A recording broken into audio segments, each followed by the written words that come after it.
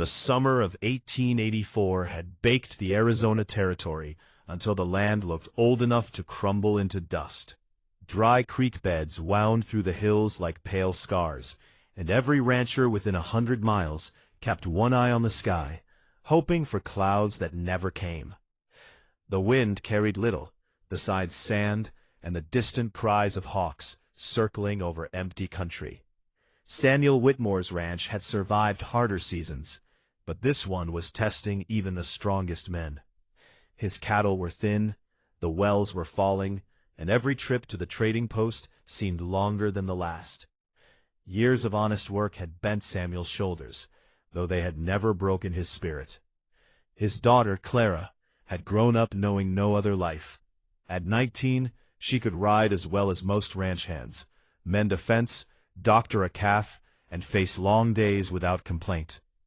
Yet there was one thing she had never done: cross into the Apache country that lay beyond the red cliffs east of their ranch. Like many frontier families, she had heard stories around campfires. Some were warnings, others were rumors stretched into legends. Samuel never repeated them.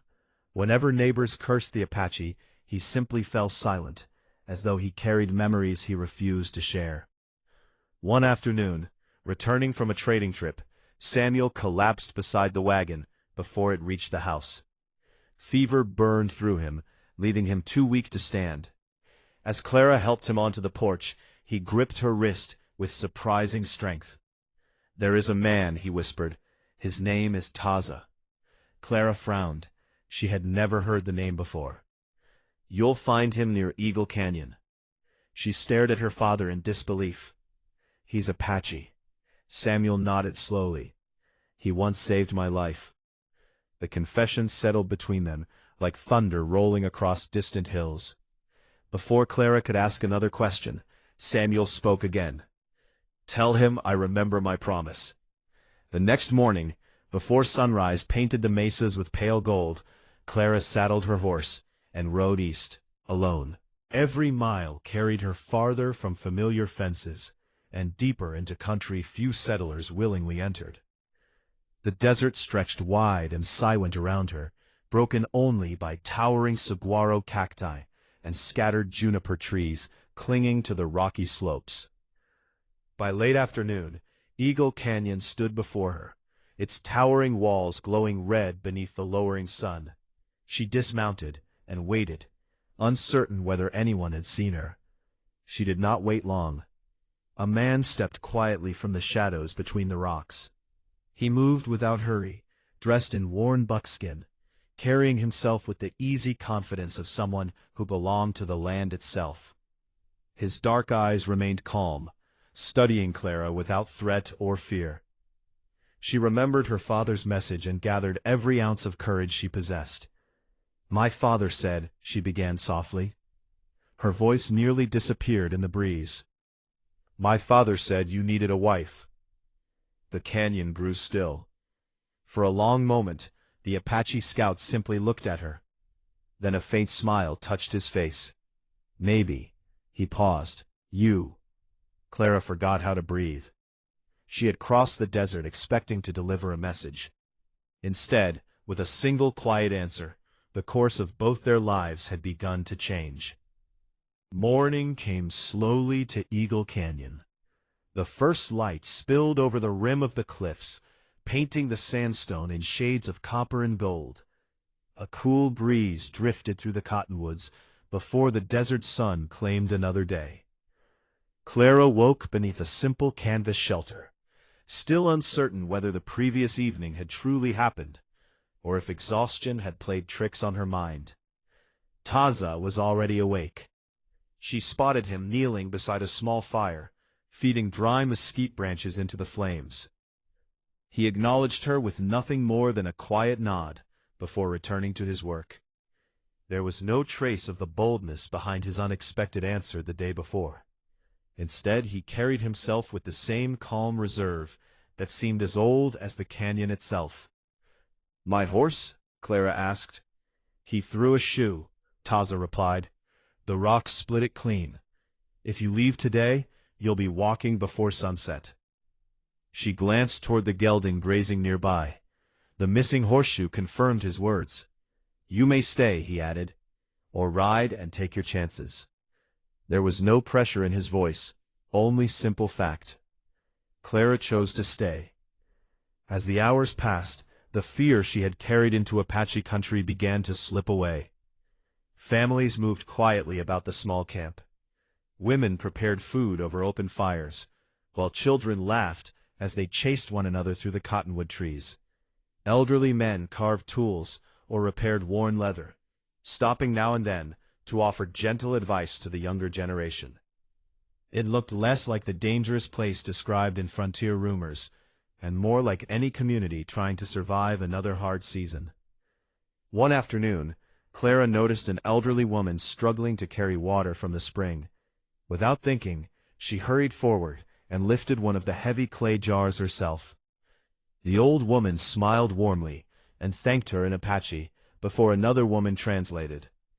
Kindness, Clara realized, needed no common language. During the days that followed, Taza spoke a little more with each passing evening. He told her about the mountains where he had hunted as a boy, and the river that had once flowed year-round before the drought tightened its grip on the land. One night, as the fire crackled beneath a sky crowded with stars, Clara finally asked the question that had lingered in her mind. "My father said you saved his life." Taza stared into the flames for a long while before answering. "There was enough killing in those years." His voice remained steady. "I chose not to add another grave." He explained how he had found Samuel wounded after an ambush many years before. Rather than leaving him to die, he had carried him to safety before disappearing into the hills. He never expected gratitude. Mercy, he believed, should never demand payment. Clara looked at him differently after that, not as an Apache scout, not as the stranger who had startled her with an impossible reply, but as a man whose quiet strength was measured by compassion instead of violence. Before either of them could say more, a rider appeared on a distant ridge. The horse was moving fast. Even from that distance, Taza recognized trouble. The rider wasn't headed toward the Apache camp. He was riding straight for the Whitmore Ranch. Without a word, Taza reached for his rifle. Clara's heart sank. Whatever peace they had found in the canyon was about to be tested by forces far beyond either of their control. Taza and Clara reached the Whitmore Ranch just before sundown. Long before they saw the buildings, they smelled the smoke. A thin gray ribbon drifted above the cottonwoods, carried west by the evening wind. As they rode over the last rise, Clara's stomach tightened. One of the cattle barns had been set ablaze, and frightened horses stampeded across the pasture. Neighbors rushed with buckets, while Samuel Whitmore leaned against the porch, rifle in hand, refusing to abandon the home he had built with a lifetime of hard work. The men responsible were already gone. They had left behind more than burned timber. They had left fear. By morning, rumors spread across the valley like wildfire. Some claimed the Apache had begun raiding ranches again. Others swore they had seen native riders near the hills. Angry settlers gathered in town, demanding revenge before another attack came. Taza listened without speaking. He knew the signs. The tracks around the ranch belonged to hired gunmen, not Apache warriors. Their horses wore Eastern shoes, and their rifles left cartridge cases, unlike those carried by his people. Someone wanted a war, and someone expected both sides to help start it. Together, Clara and Taza followed the trail across dry washes and rocky ridges, until it led to an abandoned mining camp hidden deep among the mesas. There they discovered the truth. A wealthy land speculator had hired outlaws to terrorize both settlers and Apache families. If fear drove everyone from the valley, he could buy thousands of acres for almost nothing. With proof in hand, they rode back before the violence could begin. But they arrived too late to stop the first shots. Nervous ranchers had already surrounded the canyon, while Apache warriors stood ready to defend their homes. One frightened trigger finger could turn suspicion into bloodshed. Clara urged her horse between the two lines. Her voice rang across the valley. "Stop!" Every rifle turned toward her. Holding the stolen documents high above her head, she told both sides what she and Taza had discovered. For a long moment, no one moved. Then the outlaws, hiding among the rocks, opened fire, hoping to silence her forever. Samuel stepped toward his daughter. The nearest bullet was aimed straight at him. Before anyone could react, Taza spurred his horse forward. He threw himself between Samuel and the gunfire. The shot struck his shoulder, knocking him hard to the ground. The valley fell silent. Settlers who had feared him only moments before now watched the Apache scout risk his life to save one of their own. That single act shattered years of suspicion. The outlaws were quickly captured, and the speculator's scheme collapsed before it could claim another life. Weeks later, as Taza recovered beneath the shade of the Whitmore porch, Samuel walked over carrying 2 cups of coffee. He handed one to Taza.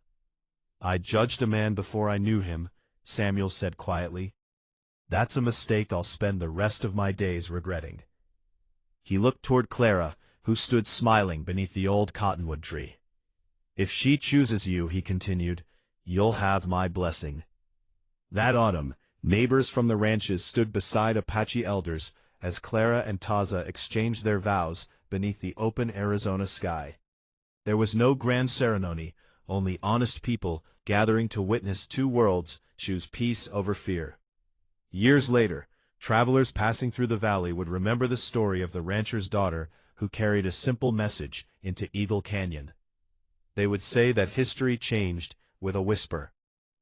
But Clara always smiled when she remembered it. "My father said you needed a wife." Taza would take her hand, grin beneath the brim of his weathered hat, and answer exactly as he had the first time. "Maybe, you."